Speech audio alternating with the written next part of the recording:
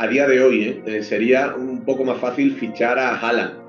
Quizás el que viene tomando relevo después de Kroos, de Messi, de Neymar, es un poco Mbappé, y yo creo que las circunstancias económicas están más complicadas.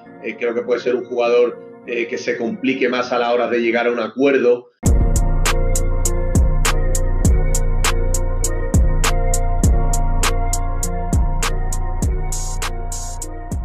Hello à tous, ravi de vous retrouver dans la quotidienne. Il a tranché et il a parlé. Sergio Ramos, il a fait sa petite tournée des médias parce qu'il y a un documentaire sur lui-même qui sort en toute modestie. L'Espagne ne parle que de ça parce qu'il a évoqué son avenir. Alors Sergio, quoi de neuf?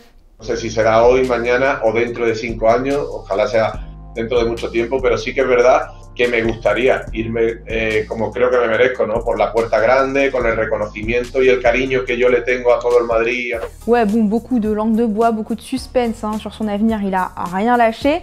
Mais une petite info, et si jamais Messi venait au Real Madrid, t'en penserais quoi, l'ami Ramos? 100%. De hecho, vamos, las primeras semanas le habito mi casa si hace falta para que se vaya acomodando. O sea, ayudaría a ganar, a conseguir más éxitos. Entonces sería una tontería decir lo contrario. Bon bah au moins c'est dit, on passe le message à Florentino Pérez. En parlant du Real Madrid, c'est le gros dossier du jour. Exclusiva. Oh non, ça recommence. Jorge Méndez ha hablado con el Real Madrid.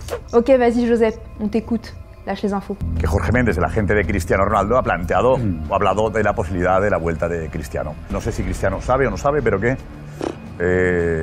Méndez ha hablado con el Real Madrid de Cristiano Ronaldo. Le mec nous dit quand même, je ne sais pas si Cristiano est au courant. Bah ouais, il vaut mieux prévenir le monde entier avant lui-même, mais au moins ça me pousse à vous poser la question du jour. Un retour de CR7 au Real Madrid, vous validez? Vous pensez que ce serait bien de le revoir à la Maison Blanche, ou bien qu'il ne faut jamais retourner vers ses ex? Vous nous répondez, et lundi, on sélectionnera 2 commentaires.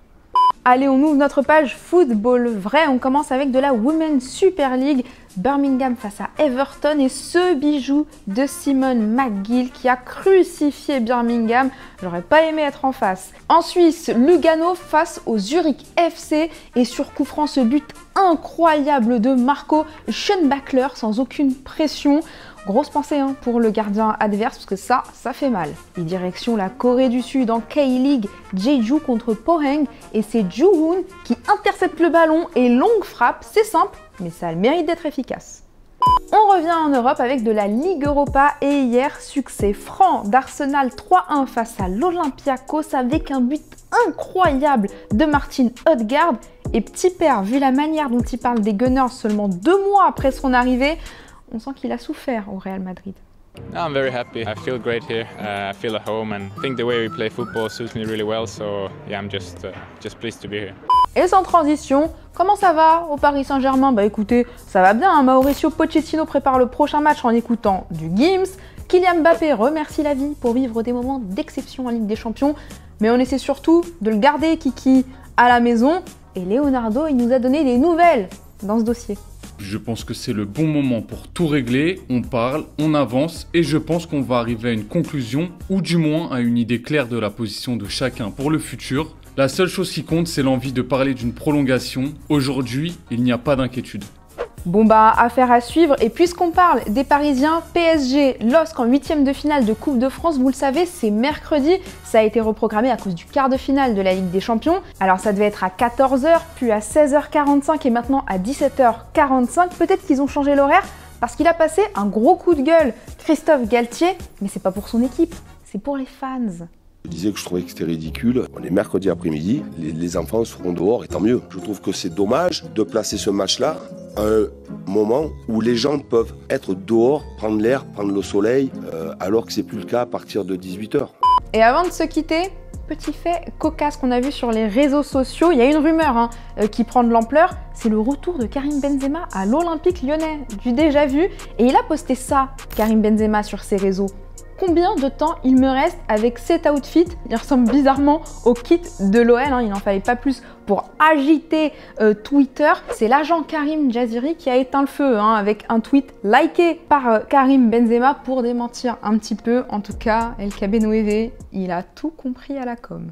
Et hier, je vous demandais votre avis sur Keylor Navas, le portier du Paris Saint-Germain. Ça vous a passionné, hein. Dans les commentaires, Lolo, tu nous dis que Navas fait partie des meilleurs gardiens de l'histoire. Il a notamment pris part au succès du Real Madrid en Ligue des Champions en étant un joueur essentiel de cette équipe. Vraiment logique pour toi. Ce gardien a des réflexes incroyables et tu penses que c'est simplement la meilleure recrue du Paris Saint-Germain sur ces 5 dernières années. Merci pour lui. Et voilà, c'est déjà la fin de la quotidienne. On vous laisse profiter de ce week-end riche en football. N'hésitez pas à nous mettre un petit like ou à partager cette vidéo si vous avez kiffé. Et d'ici là, vous connaissez la chanson. On se quitte en images et en musique. Ciao.